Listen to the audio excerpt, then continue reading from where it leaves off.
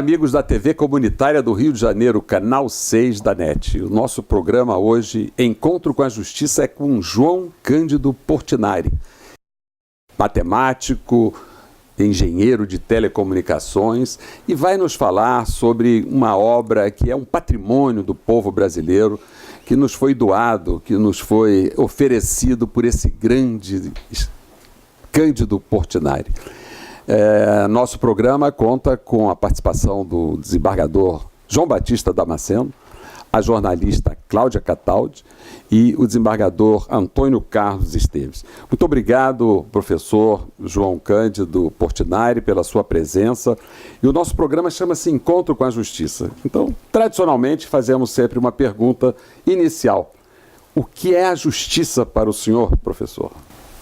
Eu acho que a justiça é a busca por um mundo mais fraterno, mais justo, né? Mais digno, que a existência humana merece. E meu pai sabia muito bem disso, porque nós podemos dizer que toda a temática dele gira em torno exatamente desse tema, né? Desde o comecinho, né? Eu costumo dizer que a história dele vai do cafezal às Nações Unidas, né? E nessa trajetória, ele cumpre aquele pensamento de Tolstói, que dizia, se queres ser universal, começa por pintar a tua aldeia. Ele faz isso literalmente, né? Ele começa pintando aquele povoadozinho, que era praticamente uma parada para o trem pegar café, e vai se universalizando. E isso a gente vê muito bem quando a gente vê os retirantes, por exemplo, da década de 40, você vê claramente que são aquelas pietás, aquelas mães com os filhos no colo, são mulheres nordestinas. Mas quando você vai encontrar essas mesmas pietás no painel da guerra, e lá tem 8 pietás, você vê que são mães universais.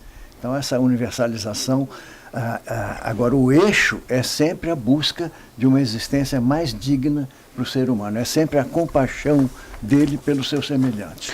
Portanto, a busca da justiça.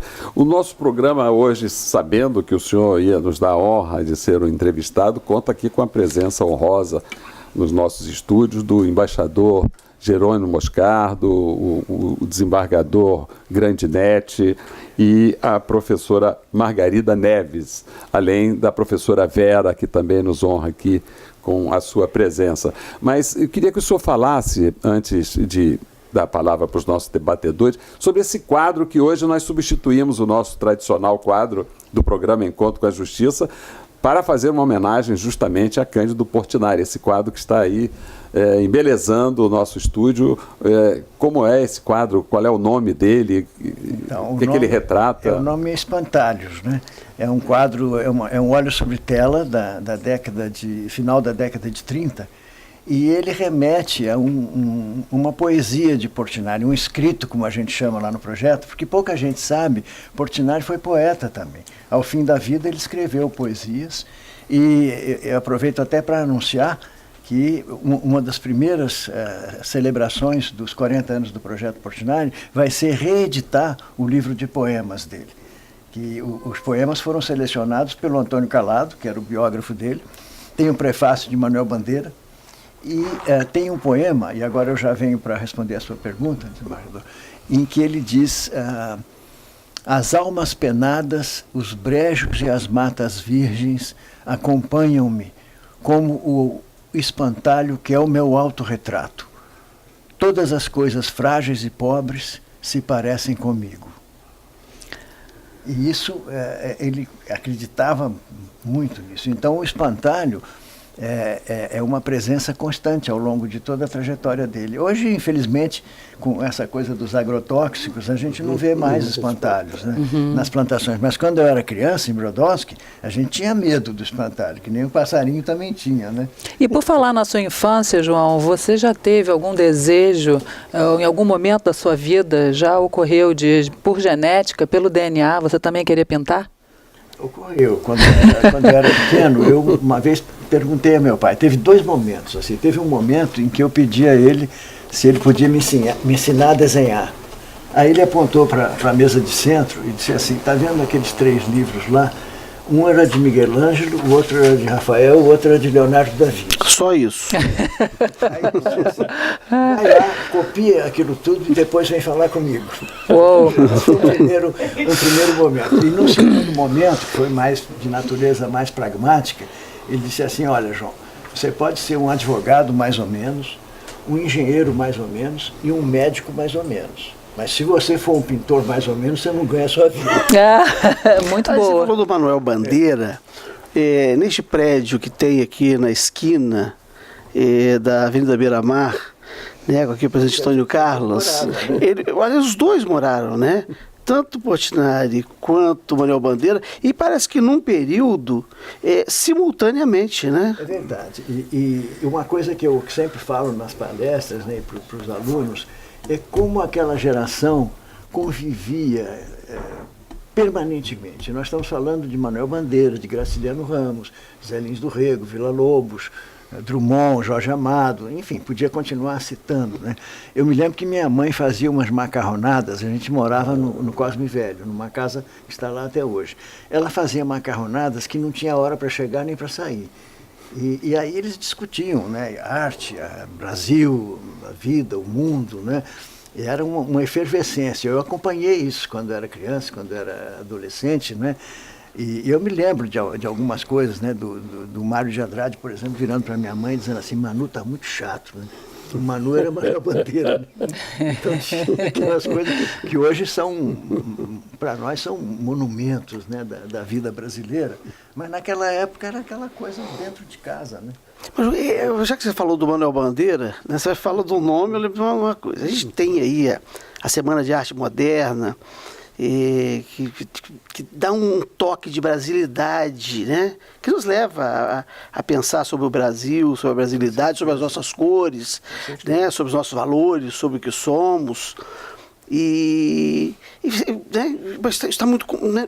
Está muito pontuado isso, né? Dos artistas plásticos, nós vamos encontrar né, o Eugênio Sigor, que já de uma geração posterior, né, o pintor dos operários, né, que era de Santo Antônio do Carangola.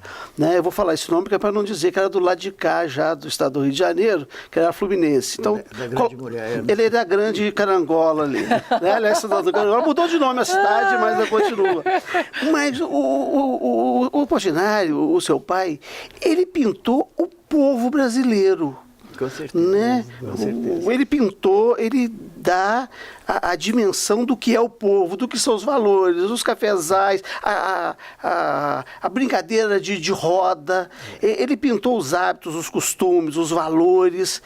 Não seria um bom momento de pensar num memorial Portinari, que é o memorial da história e dos valores do povo brasileiro? Então, isso quando a gente olha, né, como nós vimos praticamente se revelar como uma fotografia, né, de antigamente, que você via no banho, os contornos irem aparecendo, isso aconteceu conosco nesses 40 anos, no levantamento da obra de Portinari. Nós estamos com 5.400 obras levantadas hoje.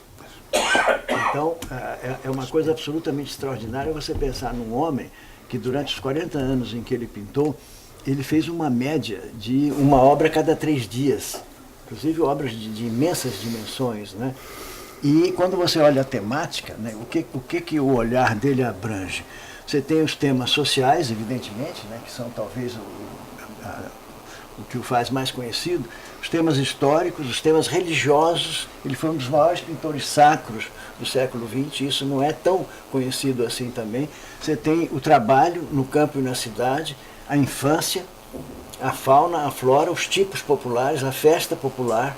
Então, isso levou Israel Pedrosa, que foi um grande crítico de arte, historiador de arte, e foi aluno de Portinari também, a me dizer um dia, João, nenhum pintor pintou mais um país do que Portinari pintou o seu. E eu, quando ouvi isso, eu levei um susto, sabe? Eu perguntei para ele, mas Israel, você está falando do Brasil, né? Ele disse, não, João, eu estou falando da pintura universal. Olhe a pintura universal, a história da pintura universal, e me aponte um pintor que retratou mais um país do que Portinari retratou dele. E realmente eu me convenci. né? Eu acho que esse aspecto que você levantou da brasilidade, né, da dedicação, e é uma coisa curiosa, nós temos aqui também uma origem comum aqui, estava falando com o embargador Antônio Carlos, que é a Itália, né? Então Portinari chega, quer dizer, chegam esses imigrantes da Itália, no fim do século XIX entraram mais de 1 milhão de italianos no Brasil, né? Havia uma crise econômica terrível, principalmente no norte da Itália, e no Brasil, devido à abolição da escravidão, faltou mão de obra nas lavouras de café, era o grande produto da época, e o governo fez um programa chamado Braços para a Lavoura, e que consistia na importação dessa gente toda. Aí chegaram esses italianos, e entre eles a nona e o nono, né, nona e nono é a avó, avó italiano, e chegaram aqui, plantaram café e plantaram 12 filhos, né? Porque foi o segundo desses 12 filhos. Mas, João, você falou em Brodowski. Brodowski. Por que Brodowski? Isso é uma coisa, porque todo mundo diz, né? Você está falando de italiano e vem com um nome desses, né? Eu fiz uma pesquisa sobre isso. Isso aí foi o seguinte: havia um jovem, filho de fazendeiro lá daquela região, que foi estudar na Politécnica de Zurique. E lá chegando, ele se ligou de amizade com um jovem polonês, colega de sala dele. E ao voltar ao Brasil, ele trouxe esse jovem, que se chamava Alexander Brodowski. E esse Alexander Brodowski construiu a estrada de ferro, que vinha buscar o café lá em Brodowski. Então a cidade, originalmente, era Engenheiro Brodowski. Depois caiu o engenheiro. E ficou só Brodowski. Depois virou durante um tempo Brodowski. Né? Sim, hoje é que nem Brodowski, né? Agora voltou a chamar Voltou Brodowski? O pessoal local não aceitou. É que nem o forró, né? O forró que virou. Professor João, aquele painel ali representa o quê? Qual é o nome daquele painel que está ali à direita? Aqui é a guerra. Né? São guerra. As dois. É a grande síntese de toda a obra de Portinari, são os painéis Guerra e Paz, que foi um presente do Brasil à Organização das Nações Unidas. O original, então, está nas Nações O original Unidas? está na entrada da Assembleia Geral, no grande hall de entrada da Assembleia Geral. De um lado e do outro. Um de frente para o outro. E tem um simbolismo interessante também, que quando os delegados chegam para a Assembleia Geral, para decidir os destinos do mundo, eles se defrontam com a guerra. E ao sair, eles estão diante da paz. E esse aqui? Esse aqui é a paz. A paz, a guerra e a paz. E aqui, quando a gente olha para esses painéis, a gente tem uma síntese de tudo que Portinari fez. Por exemplo, essas brincadeiras infantis aqui são Brodowski, mas já universalizadas. Brodowski, você disse que ia falar e não falou. Mas é que eu sou da antiga. O professor João, o projeto Portinari, o que é essa? Então, quando no final da década de 70, eu percebi que a memória de Portinari estava se esvaindo, né? Os seus companheiros de geração estavam morrendo, não havia nenhum catálogo da sua obra, o paradeiro da maioria das obras era ignorado, nunca havia sido realizada uma exposição retrospectiva, os livros sobre a obra e a vida dele estavam esgotados. Eu tive uma experiência que me marcou muito, foi de ver que o Museu de Arte Moderna de Nova York, o MoMA, tinha mais informações sobre Portinari que todas as instituições brasileiras que eu havia visitado. Então isso aí me deixou preocupado, né, com essa situação. Nós estamos falando de 79. Vamos recordar o que estava acontecendo no Brasil em 79. Diretas Já, né, aquele grande movimento que surgiu pelo país todo. Nós começamos a ver brotar em todo o país uma ânsia de resgatar a nossa identidade, né, a identidade mais profunda do Brasil.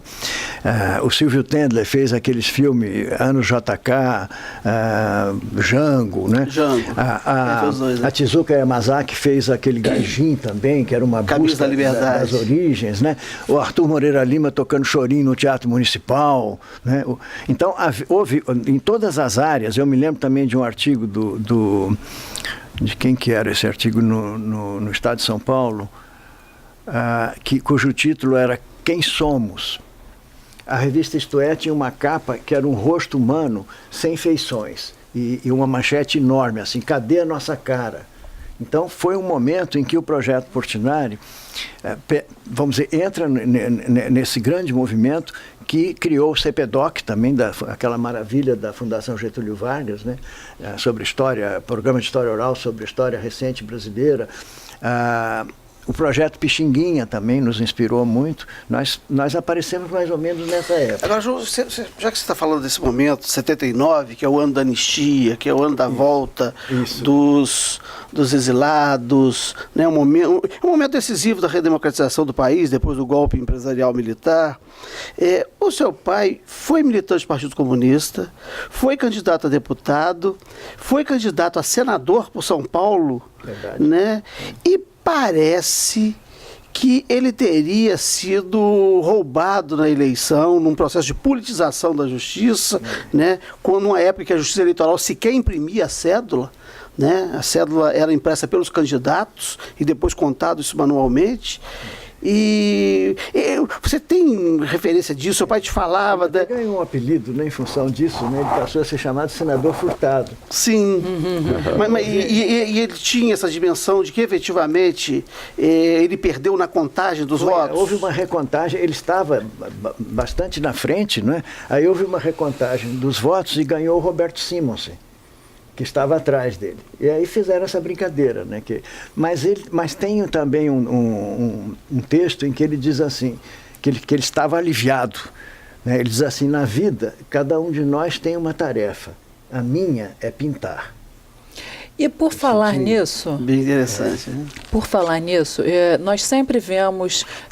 a gente nunca tem acesso a essas pessoas tão famosas, né, tão ilustres quanto o Portinari e, portanto, o filho dele. Então, a gente vê aí pela vida fora muita imitação, muita cópia, muita coisa errada e que a gente nunca tem acesso ao artista para perguntar como ele se sente, como é que ele lida, como é que se luta contra isso. Então, eu faço ideia...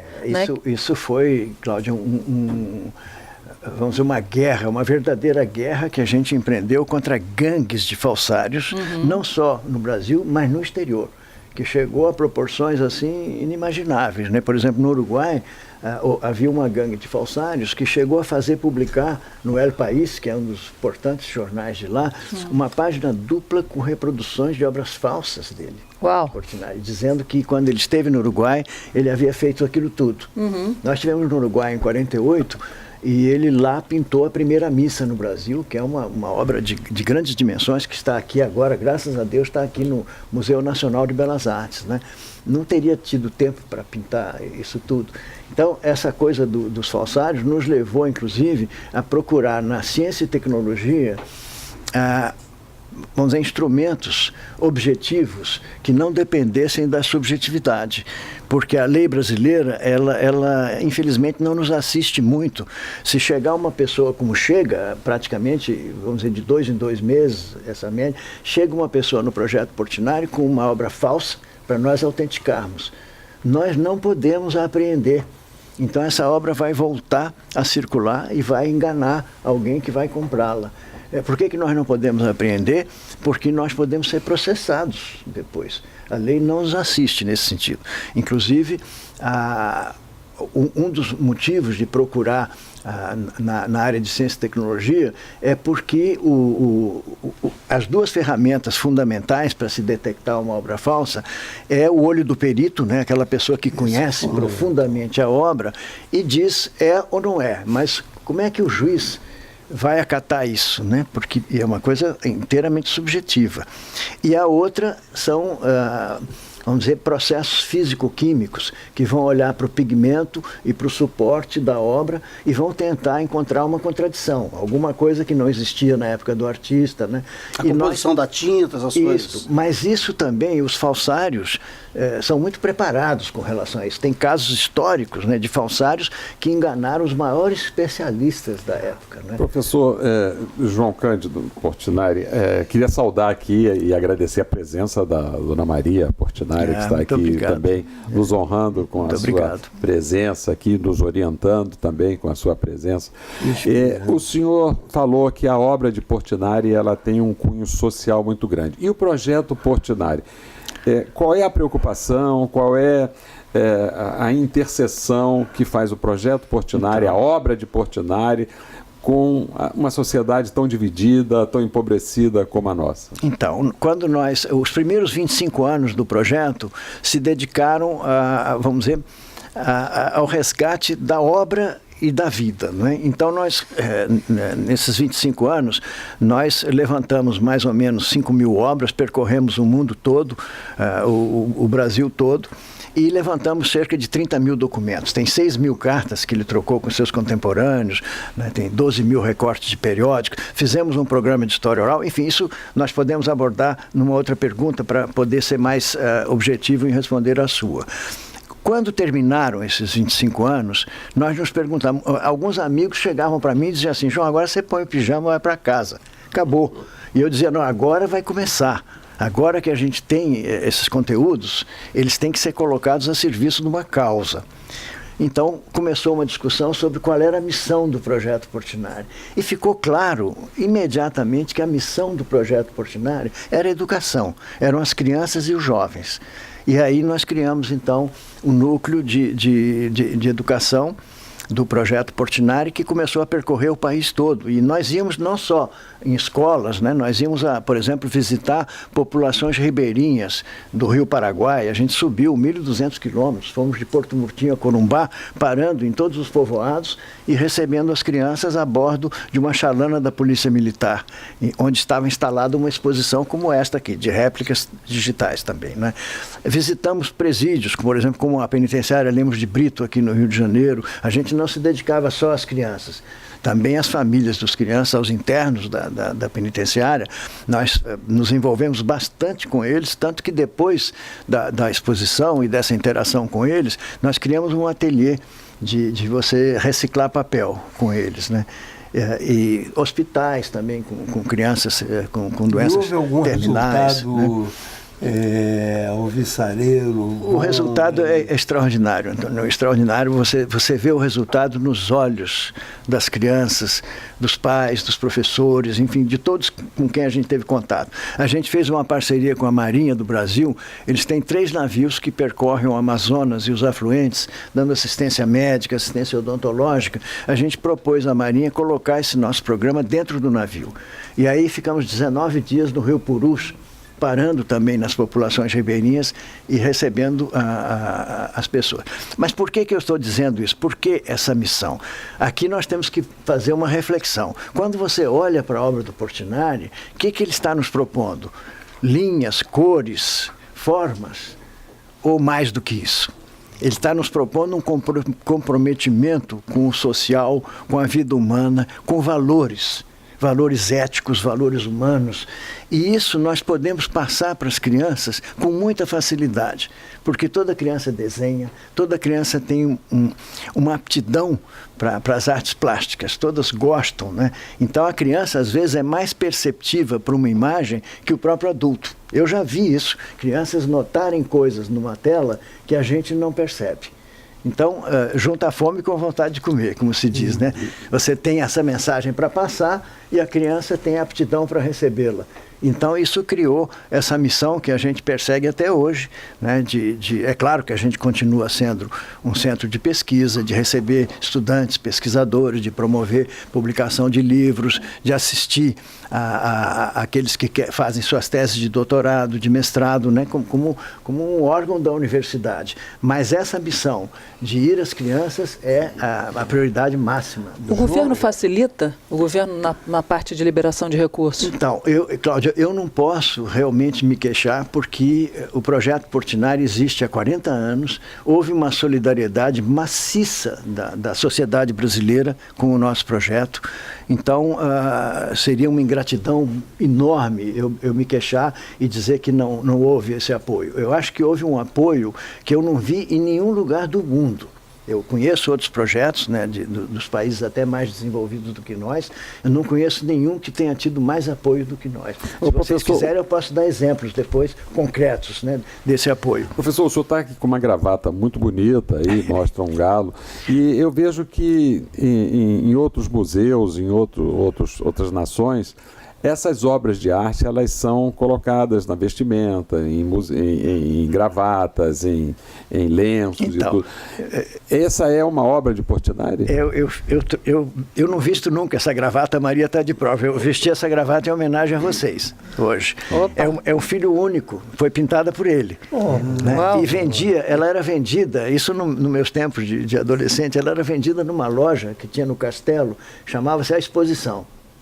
Então tinha duas gravatas, tinha esta, que era o galo, que é um tema recorrente na obra dele, porque o galo é a esperança, o galo anuncia amanhã, né? Anuncia o amanhecer, então é um tema muito recorrente, e uma outra em que eram garimpeiros, tem um rio assim descendo, e tem os garimpeiros com as peneiras assim trabalhando. Eu falei, eu vou botar essa gravata em homenagem a Ele pintava eu acho que é hora de reproduzir também dessas vestimentas aí a obra de Portinari para torná-las mais conhecida, mais popular. O que o senhor acha? Nós estamos fazendo isso, né? A gente fez, porque uma das dificuldades era justamente o que Cláudia levantou aqui, como tornar o projeto Portinari autossustentável, para não ficar com o pires na mão o tempo todo e às vezes não conseguindo juntar as pontas, né? Então nós criamos uma empresa chamada Portinari Licenciamentos, que licencia a marca Portinari. Isso aqui, Maria é uma das arquitetas, ela é advogada, né? Excelente advogada, e a gente criou a Portinari Licenciamentos exatamente com o objetivo de, com os rendimentos da Portinari Licenciamentos, tornar o projeto Portinari autossustentável. Então tem um exemplo. Piso na minha casa. Exatamente. Esse piso então da Maria já é um dos licenciamentos muito virtuosos, né, que é com a cerâmica Portinari. Eles se chamavam Secrisa, mas a marca ficou tão forte que eles chegaram a mudar o nome para cerâmica Portinari. É lá em Criciúma. Usando até um nome técnico. Está muito bem. Mas João, por que você não me respondeu por que Brodowski? Esse nome estrangeiro para um município brasileiro, quem foi Brodowski? O Alexander Brodowski foi o colega desse rapaz que era lá de Brodowski, que foi estudar na Suíça e ficou muito amigo do Alexander, né, que era polonês. Trouxe o Alexander de volta ao Brasil e o Alexander foi o construtor da ferrovia que transportava o café. Então, deu o nome à cidade. E a outra pergunta, por que o Brasil? Por que não a Itália? Porque da Itália mesmo parece que temos um quadro, que é o de... O túmulo de Dante. O túmulo de Dante. Não, essa coisa mostra a generosidade do Brasil, né? O Brasil é um país que chega uma família de imigrantes e na geração seguinte já é brasileira, né? É brasileira. Meus avós, inclusive, que era gente muito humilde, né? A minha avó uma vez me disse que ela chegou no Brasil com 8 anos, casou com 14 e aprendeu a ler com 70. Depois que ela criou o 12º filho, né? Essa gente, na geração seguinte, todos eram brasileiros. Mas é espetacular isso, João, porque eu sou de Carangola, né? E lá até 1950, quase 1950, tinha 2 consulados, um sírio e um italiano. Né? Tamanha mão de obra que chegou, né, do Oriente Médio e da Itália. Isso. Agora, os filhos destes imigrantes são todos brasileiros. São brasileiros, né? Totalmente ninguém se identificou, né? Hoje tem as histórias, e muito recentemente as pessoas voltaram a buscar, né, a nacionalidade desses países de origem, mas isso passa bem naquele momento, né, do que somos nós, né, e dessa construção, né, que se fez da brasilidade a partir dessas recepções múltiplas, né? E que precisa ser retomada, né? Sim. Mas, desembargador, a pergunta... Arrefecemos um pouco Exatamente. nesse ímpeto, né? A pergunta, João, é por que ele podia pintar o Brasil, ele podia pintar aqui a cidade do Rio de Janeiro, por exemplo, São Paulo. Não, mas ele pintou o brasileiro. Então, O- posso fazer um comentário sobre isso? deve. Então, quando ele recebe o prêmio de viagem à Europa, ele tinha 25 anos. Ele chega em Paris e cai em profunda crise existencial. E os próprios colegas diziam que ele tinha desperdiçado o prêmio de viagem, porque não estava fazendo nada em Paris e devia estar entregue a farras e tal. Não. E nós descobrimos uma carta que ele escreve para uma colega da Escola Nacional de Belas Artes, aqui do Rio, que dá a chave desse mistério, em que ele diz, num determinado momento, ele fala assim, daqui, quer dizer, de Paris, né? Daqui fiquei vendo a minha terra, fiquei vendo Brodowski como ela é. Aqui não tenho vontade de fazer nada. Vou pintar aquela gente com aquela roupa e com aquela cor. Então ali ele estava dizendo o que ele ia fazer até o último suspiro. Que bom que você... Um compromisso ali, né? Uma Ele não se identidade, um deixou compromisso com o seduzir povo. por Paris, como aconteceu com muitos Que outros. seduz todo mundo, né? Só não seduziu. Lá ele Cândido descobriu Portinari. isso acontece muito conosco também, quando a gente passa algum tempo assim fora, né? A gente descobre aquele Brasil que está lá no fundo do peito, que a gente né? não valorizava quando estava aqui, né? Que foi muito bem colocada essa pergunta do desembargador Damasceno, porque eu estava justamente pensando, tantos artistas, né, mundiais, Van Gogh, por exemplo, né, que a gente não sabe, depois a gente fica sabendo a história da pessoa, do sujeito, quer dizer, ele acabou os seus últimos dias feliz, ele estava satisfeito com a repercussão da obra dele, Não. como é que... Não. Ele estava num processo assim de profunda tristeza. E eu entendo bem o que deve ter ocorrido aí, não é? Ele era um pintor para quem o ser humano, né, esses valores éticos e humanos, sociais, eram o mais importante de tudo. Na década de 50, chega uma avassaladora onda de arte abstrata. E isso, se você for olhar a história, isso começa em São Paulo com os Matarazzo. Quer dizer, a grande indústria de São Paulo não interessava a ela ter pintores que denunciavam injustiça social. Então eles começaram a chamar Max Bill e outros grandes artistas internacionais que eram abstratos. Sim. E aí os pintores figurativos como ele, como Segal, como Di Cavalcanti, como Pansetti, são afastados do cenário de interesse, né? E isso continuou e hoje você tem essa arte contemporânea que está aí, né, que inclusive tem um filme que é muito interessante, um filme sueco chamado The Square, que faz uma sátira com relação à falta de sentido que existe e às vezes até, vamos usar o termo, picaretagem mesmo, que se explora, né? Da pessoa não saber mais desenhar, não se interessar mais por desenhar. Você imagine alguém, por exemplo, que quer tocar violão e não quer fazer escala. Mas você tocou numa questão. Nos anos 80, nós tivemos a arte dos Yuppies nos Estados Unidos, em que o sujeito prestava o nome dele para assinar uma obra e eram os estagiários que faziam aquilo. Né? Chegaram a inflacionar o mercado, depois descobriu, olha, isso aí não é arte, né? Isso é picaretagem. Exatamente, você usou a palavra muito adequada. Tem um livro muito interessante publicado por uma jornalista inglesa que fez um trabalho de pesquisa extraordinário. É um livro assim em que a maior parte são documentos mesmo, ela documenta tudo, que fala da influência da CIA nas artes. Quando os Estados Unidos estão interessados em deslocar o eixo da arte da Europa para os Estados Unidos, e aí se cria o abstracionismo abstrato, o expressionismo abstrato, né? Pollock, Motherwell, todos esses artistas, né, que estão aí. Como é aquele que pintava latinhas de Coca-Cola, não me lembro agora. Andy Warhol. Andy Warhol, exatamente.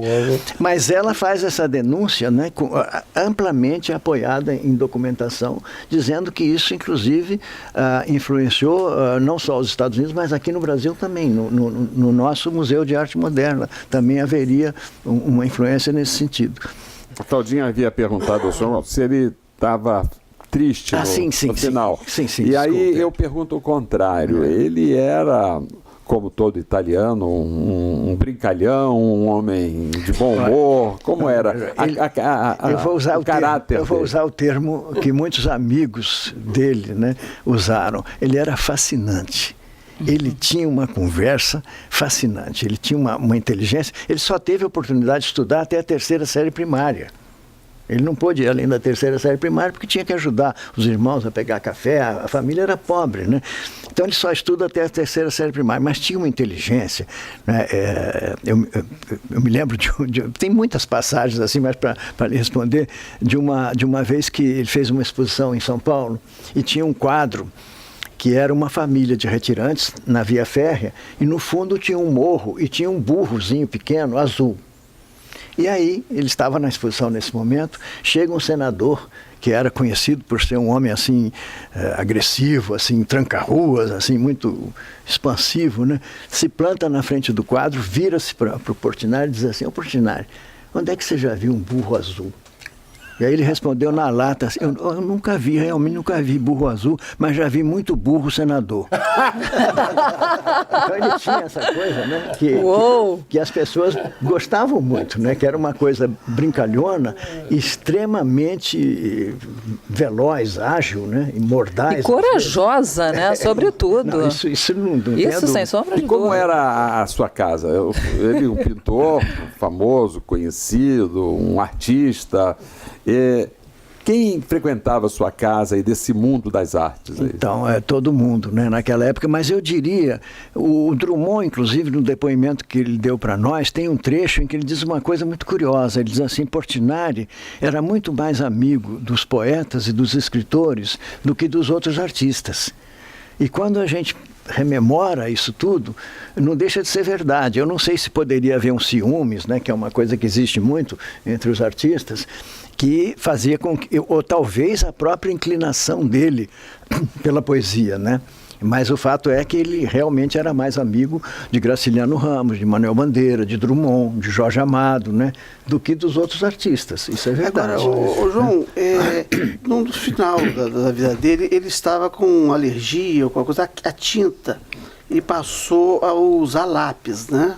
Teve um momento, né, que ele Foi só um momento? Foi só um momento, porque o que aconteceu?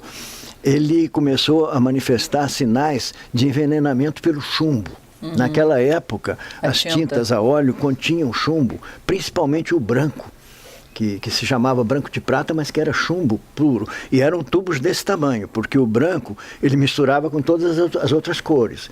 E aquilo começou a fazer muito mal a ele, ele começou a ter hemorragias internas. E justamente no momento em que ele está preparando Guerra e Paz, os médicos o proíbem de prosseguir com as tintas. E ele se vê diante desse dilema, né? Você não poderia fazer 2 painéis de 14 metros de altura, não sei, com tinta a óleo, né? E ele resolve desobedecer às ordens médicas, e eu tenho certeza de que ele sabia que aquilo podia ser fatal. E realmente foi. Poucos anos depois ele vem a falecer, e essas foram as últimas grandes obras dele, né? O senhor conseguiu recuperar todas as obras espalhadas? Em quantos países o senhor encontrou obras de Portinari? Olha, só nas 3 Américas, na Europa, no Oriente Próximo, né? Eu acho que a gente passou por uns 20 países. Encontramos obras na Tchecoslováquia, na África do Sul, no Canadá, em Israel, no Haiti, encontramos obras no Haiti. Então, a obra estava muito espalhada, mas numericamente muito pouco fora do Brasil.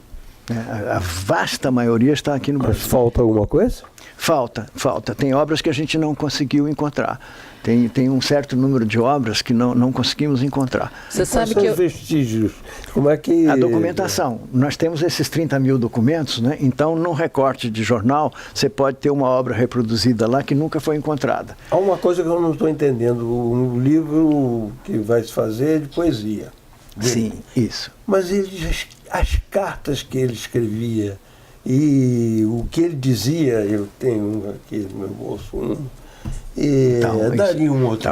Isso aí, eu acho que é o que falta, a missão do Projeto Portinari, porque a gente, com relação à obra dele e à vida, assim, a gente levantou tudo, mas para dar acesso ao público, né, para que as pessoas possam compreender a importância da interação dele com sua geração, as preocupações estéticas, artísticas, culturais, sociais e políticas daquela geração, seria necessário fazer exatamente o que você diz, quer dizer, publicar um livro que seria um recorte nessas cartas comentado.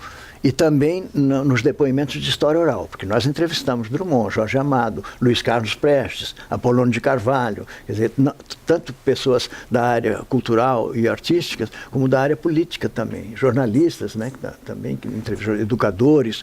Então, eu acho que a conjugação desses depoimentos de história oral com as cartas vão poder dar o que está faltando, que é a impressão... Porque você falou iriam, não vão. Se eu tiver energias e vida suficiente, vou fazer isso. João, eu queria registrar uma coisa aqui. Eu tive recentemente na ONU, eu tive muito orgulho, e queria dizer isso para o público, para os desembargadores aqui, que Portinari faz parte do tour. Então, no que você vai, no passo a passo, eles vão explicando todas as salas e toda a importância disso tudo, e de repente eles falam, olha aqui, Portinari do Brasil, e mostram um lado do outro. Eu, como brasileiro, eu fiquei ali, eu parei, eu fiquei... Eu também. João, com toda essa produção, ele era presente na família? Como era presente. Ele como pai? Ele era exigente, era careta, ou ele era liberal? Olha, ele era um homem profundamente comprometido com a sua missão, né, de pintar, de ser pintor, antes de tudo, né?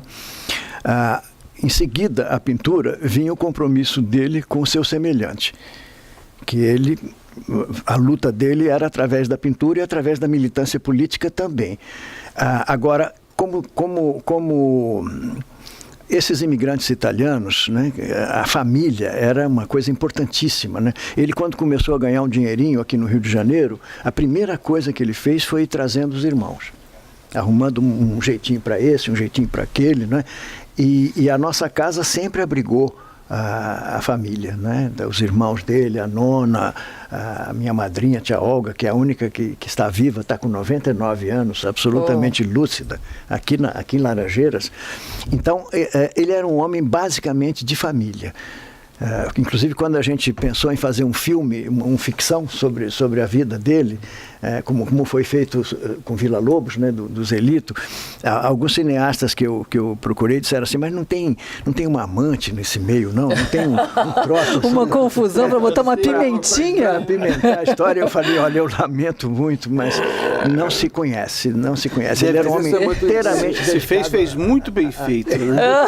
Muito escondidinho. Eu acho que as amantes talvez fossem as mulheres que ele pintava. Né? Isso é interessante. Outro dia eu estava ouvindo uma entrevista de alguns poetas, tanto de Moçambique quanto de Angola, de Portugal, e eles falaram isso, que os casamentos bons, perfeitos, não inspiram história nenhuma. O casamento, a história de amor, tem que ter drama, tem que ter sofrimento, tem que ter separação, senão não atrai, senão não dá uma boa trama. O Vinícius, né? Na música ele fala isso, né? O Vinícius fala isso. Músicas de Vinícius, né? A relação dele com o Mário de Andrade, por causa do... Olha, o Mário de Andrade era uma espécie... O Mário de Andrade era uma espécie de irmão mais velho, né? O Mário de Andrade tomou o Portinari sob sua proteção e tinha um respeito, uma veneração. A gente vê pelas cartas, né, que eles trocaram. Infelizmente não pudemos obter o depoimento, porque o Mário de Andrade já tinha falecido quando a gente começou, mas tinha coisas assim, por exemplo, Mário de Andrade, isso a Maria gosta muito dessa passagem, o Mário de Andrade falava palavrão, mas perto do Portinari ele não falava, porque o Portinari tinha horror a palavrão, tinha horror a vulgaridade, a palavrão, é uma coisa meio puritana que ele tinha, né? É um paradoxo você ter um artista que foi um dos pontas do modernismo e que tinha uma coisa meio puritana. Pois é, tem uma outra coisa, essa dedicação dele à arte sacra, né? Desde a Capela da Nona, lá em Brodowski. Isso. Agora eu mudei, tá? Lá em Brodowski, Batatais. Batatais, né? claro. A igreja de Batatais, que tem as obras dele. E, ao mesmo tempo, né, simultaneamente, um militante do Partido Comunista Brasileiro, né, então, do PCB. Esse paradoxo, João, tem um... Isso não é paradoxo. Aparente paradoxo. É isso. Até porque nosso querido Jesus Cristo, que Exatamente. Deus o tenha, era o primeiro comunista da história, o homem que pregou o amor e a vida em comum. Sem dúvida. Né? Os apóstolos dividiam tudo, o Não, pão, mas o partidão, Mas a o pergunta- Marx entrou muito depois. O Marx cientificou o afeto, é isso. Mas eu acho que a pergunta é muito boa, porque é uma pergunta que está na cabeça de todo mundo. Sim. E um dos maiores pensadores católicos que nós tivemos, o Dr. Alceu Amoroso Lima, ele fez um prefácio para o livro Portinari Arte Sacra, que nós publicamos em 1980. E nesse prefácio ele aborda exatamente isso que intrigava ele, como que um pintor comunista, militante, podia pintar pintura sacra com tanto fervor, né, como ele fez na Capela da Nona. Então ele vai discorrendo aquele texto magistral dele, e no final ele diz assim: foi só na minha ida a Brodowski, no contato com as tias, com as irmãs, com a mãe e o pai de Portinari, com aquela gente boa como o pãozinho que sai quente do forno, ele diz, que eu me dei conta que não havia paradoxo algum. E aí ele diz assim: Portinari, pintor cristão. Ele termina. Para o Alceu Amoroso Lima falar isso é uma bela sentença. Pois é. Aliás, falando em sentença, uma vez você fez um agradecimento, uma sentença a um juiz, em razão de quê? Não, foi meu pai, não fui eu. Ele foi fez meu pai. aí, mas foi por que motivo? Porque ele disse que justiça não se agradece, mas ele foi generoso. Porque houve um processo movido contra ele, também contra Graciliano, contra outros, por um determinado momento da vida dele, que era a Escola do Povo. Que foi feita a Escola do Povo, isso é uma história mais longa. E aí ele tinha que fazer uma exposição no exterior e houve uma sentença, um processo, aliás, não foi sentença, processo que impediria ele de ir à França. E aí este juiz escreve para ele assim: com humilde pedido de desculpas desta promotoria para aquele que no exterior só engrandecerá o nosso país. Uou! E aí ele escreve uma carta agradecendo esse juiz, Dr. Maurílio. Acabamos de mostrar. Posso ler um pedacinho, porque ela é pequena. É claro. É uma carta E pequena. até todas. E é uma poesia. Dr. Maurílio Bruno, promotor da 25ª Vara. Lisonjeado e agradecido pela sua generosa sentença. Sem ser rei e sem possuir moinho, me dá prazer em repetir. Ainda há juízes no Rio de Janeiro. Muito e muito obrigado, Dr. Maurílio Bruno. Homens como o senhor nos dão esperanças num Brasil melhor. Subscrevo-me, seu admirador e amigo, Portinari. E isso na terceira, só com a terceira série, né? Porque você havia comentado. Isso é que ele não sabia o que ia acontecer no Principado Messiânico de Curitiba. Se ele soubesse, ele não teria essa esperança, não. Eu, como curador desse... Ô, João, diga-me aqui, Museu Casa de Portinari, ela funciona onde? É uma joia brasileira. Onde funciona? É a casa onde moraram meus avós, que o governo do estado de São Paulo tombou e criou o Museu Casa de Portinari em Brodowski, né, na pracinha onde eu passei grande parte da minha infância. E é extraordinário, você tem ônibus atrás de ônibus vindos do Brasil inteiro visitar e as pessoas saem comovidas, é realmente muito emocionante. Tem a capelinha que ele fez para a avó dele. A avó dele ficou velhinha e essas imigrantes italianas eram muito católicas, né? E ela quebrou o fêmur e ficou entrevada numa cama, não podia mais ir à igreja. Aí ele chegou para ela e falou assim: Nona, você não fica assim, que eu vou fazer uma capelinha aqui no seu quarto. E ele fez uma capelinha que os santos e as santas são os netos dela. Eu posei para o Menino Jesus, porque eu era conforme a idade. Né? Agora, você imagina a emoção dessa velhinha indo nessa capela e vendo aquilo, né? Até hoje é uma coisa muito emocionante. Você esteve lá, né? Quando você entra, parece que você sobe numa nuvem, assim, né? É muito místico, muito forte, né? Muito forte. Eu tive agora com uns pesquisadores da USP que estão fazendo imersão em realidade virtual, em 3D. Então você põe um óculos daquele de realidade aumentada e você visita a capelinha da Nona onde você estiver. Você tem a sensação perfeita de estar lá dentro. Show, isso é tão forte que quando a minha mulher foi fazer, né, a inseminação, né, e tratamento para gravidez e depois a inseminação em Ribeirão Preto, nós fomos visitar, né, Brodowski, estivemos na Capela da Nona e nós escolheu o nome do nosso filho. né? E eu sou o João Batista Damasceno, coloca o nome do pai, coloca um Júnior, coloca um filho. Eu digo, não, isso não é bom. Então, o que a gente faz? Olha, vamos fazer o seguinte, né? Fica o João do pai e o Cândido do Portinari, daquela maravilha que nós estamos em Brodowski. Então, o meu filho, que faz 14 anos agora, tem, né, seu xará, que é João Cândido também. Meu xará perfeito. Né? E ainda tem o João Cândido, né, o mestre-sala dos mares, né, o Almirante Negro. Seria um personagem. Seria um personagem. Que está neste contexto, né? Que está neste contexto. O Odmar Morel está escrevendo, o Correio da Manhã está falando sobre a Revolta Chibata, neste período em que ele está. Era amigo de meu pai. Sim, exatamente, estava produzindo aqui no Rio de Janeiro. Professor João Cândido, o senhor é um filho amoroso, tão amoroso que eterniza. Seu pai não morreu, seu pai continua vivo através do seu trabalho, através da sua dedicação. Sempre foi assim?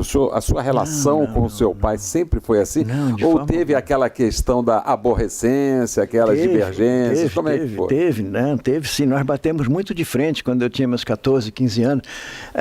Quando ele morreu, eu tinha 23 anos, mas eu saí de casa, inclusive, com 18 anos, e não voltei nunca mais, né? Era um pouco complicado, você ia para qualquer... Porque ele ocupou um espaço imenso naquela época, né? Então, qualquer lugar que eu fosse, você dizia assim, esse aqui é o Pedro, esse é o José, esse é o Francisco, esse é o filho do Portinari. E aquilo começou a pesar muito. Uma perda de identidade, quase, né? Eu tive que me retirar, realmente, para poder construir a minha vida, e eu só fui voltar, vamos dizer, a cuidar dele, digamos assim, né? Quando eu fiz 40 anos. Eu me lembro, foi no Dia dos Pais do ano em que eu fiz 40 anos, que eu comecei o projeto Portinari. Mas eu me lembro, quando eu era criança, eu me lembro de eu chegar para minha mãe e dizer a ela assim, ô mãe, o pai não trabalha, não? E ela disse, como não trabalha? Diz que ele fica aí pintando o dia inteiro. Né? Porque era uma coisa que meus colegas não tinham isso, né? Então, eu não sabia quem era aquele homem que estava lá dentro da minha casa. Não tinha a menor ideia. Eu vou contar um episódio aqui, se me permitirem, que me cobre de vergonha, mas que eu acho que dá uma ideia mais clara disso, né? Numa ocasião que tinha um desses grandes almoços, né? Eu estava voltando da praia, eu tinha uns 14 anos, e eu entrava pela porta da cozinha para não atrapalhar ninguém. E eu abri assim a porta e vi aquela sala cheia, né? Tinha acabado um almoço, e eu olhei no fundo da varanda, tinha um cara sentado com o meu violão. Eu falei, pô, esse cara vai desafinar meu violão. E fui falar com a minha mãe, vai desafinar meu violão. Era o Villa-Lobos. Olha, que história genial. Nossa, Então, mas que infância riquíssima. Eu não tinha noção, realmente não tinha. Para mim era mais importante a minha turminha dali da rua, né? Do que aquela gente toda, que eu não tinha a menor ideia do que eles faziam, o que pensavam, né? Nossa, quanta humildade para contar essa história, né? Que coisa, muito Mas você morou aqui extraordinário. também, na Beira-Mar?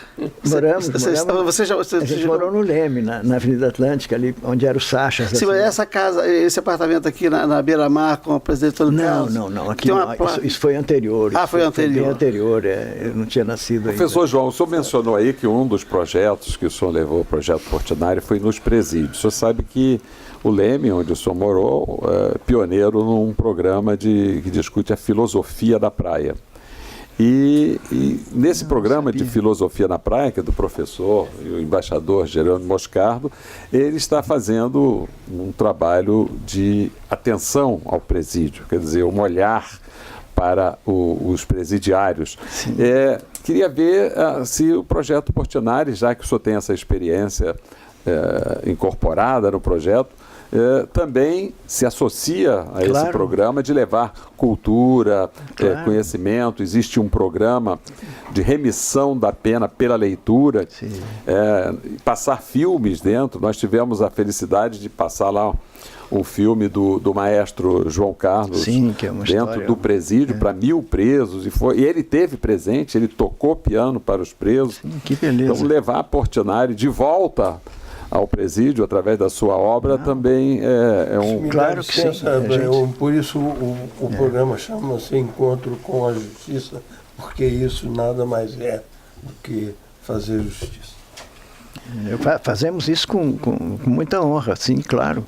Meu embaixador, é só nos convocar, a gente vai responder a convocação. Mas, que ótimo isso. professor João Cândido Portinari, que arte que foi esse programa. O senhor realmente nos brindou Obrigado. com viver essa obra do seu pai, viver toda essa arte que o Brasil, graças à sua família, hoje pode ser colocado nesse pedestal. Nós brasileiros, nós temos um Cândido Portinari na história das nossas artes. Obrigado pela sua presença aqui. O nosso programa Encontro com a Justiça hoje foi fantástico. Agradeço. O senhor iluminou todos os nossos telespectadores com histórias belíssimas do nosso querido Cândido Portinari.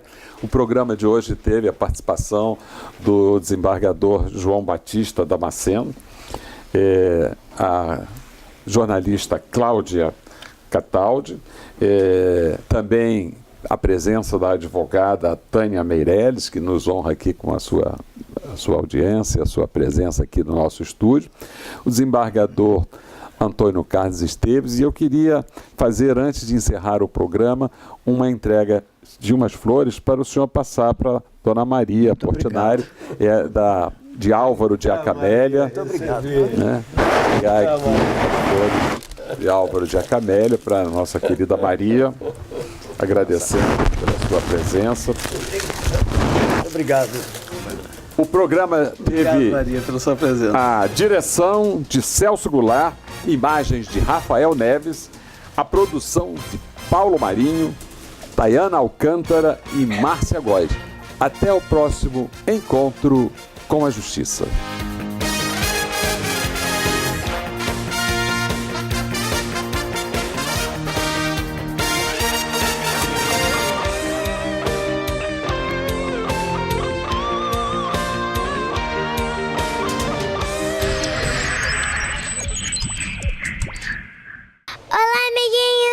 TV ECA está no ar.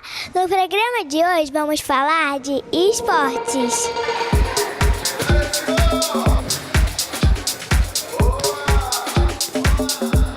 Estamos no Jequiá Yacht Club para acompanhar um treinamento de judô.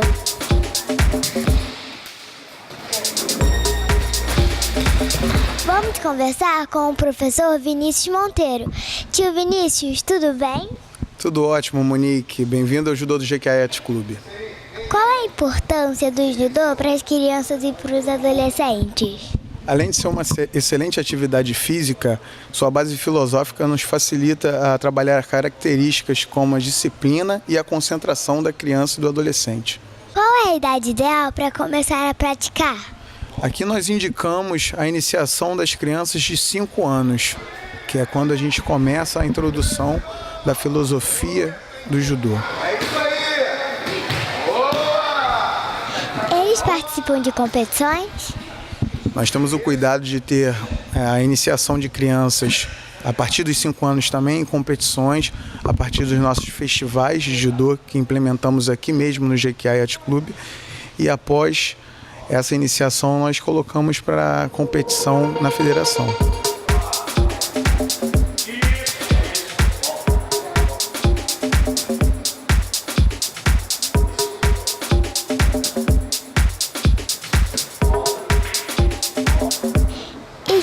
Se inscrever, o que deve fazer? Nos procurar aqui na sede do nosso clube, no endereço Praia do Zumbi, número 28, Ilha do Governador, e nos procurar a partir das 18 horas, segunda, quartas e sextas. 3, 2, 1, de frente pro colega, cumprimenta.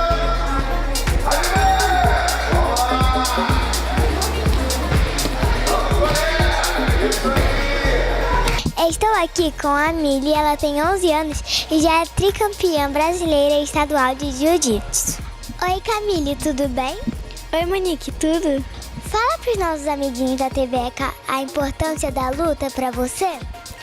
Bom, para mim é importante que me ajuda na minha preparação física, na minha coordenação, e eu também conheço amigos novos. Com que idade você começou? No jiu-jitsu eu comecei com 5 e no judô eu comecei agora. Quantas competições você já participou? Eu já participei de 76 campeonatos. Garota! Vai, Gabi!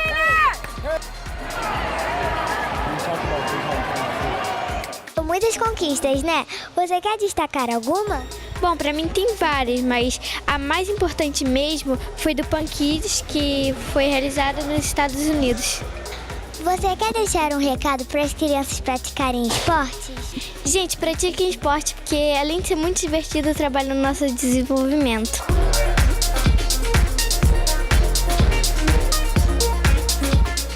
Obrigada, Camille, e muitos parabéns. Nada, Monique, sou eu que agradeço.